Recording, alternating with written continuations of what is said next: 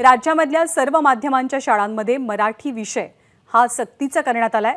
मराठी भाषेकडे दुर्लक्ष करणाऱ्या शाळांची आता मान्यता रद्द होणार का याची चर्चा आहे। शालेय शिक्षण विभाग कठोर निर्णय घेण्याच्या तयारीमध्ये आहे। माहिती देतात आपले प्रतिनिधी राजू सोनावणे। राजू, मराठी भाषेसंदर्भात सर्व शाळांच्या बाबतीत सरकार कोणता निर्णय घेण्याच्या विचारात असल्याचं कळतंय?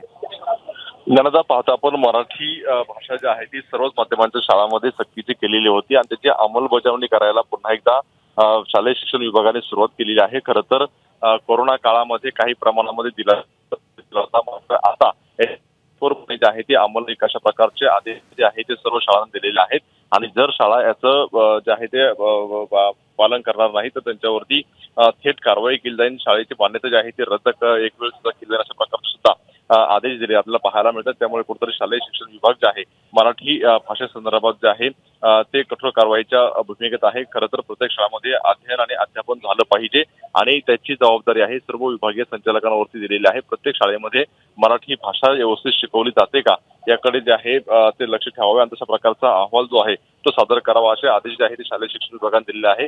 त्यामुळे आता या कठोर कारवाईला सर्व माध्यमांच्या शाळा ज्या आहेत त्या कशा प्रकारचा प्रतिसाद देतात हे पाहणं महत्त्वाचं राहील। कारण आपण पाहतोय स्टेट बोर्ड असेल किंवा जे काही इतर बोर्ड आहे त्यामध्ये बऱ्याचदा मराठी भाषा शिकवली जात नाही आणि त्यामुळे शालेय शिक्षण विभागाने ही कठोर पाऊल उचललेली पाहायला मिळत आहेत। नंदा, धन्यवाद राजू या माहितीबद्दल। एबीपी माझा, उघडा डोळे बघा नीट।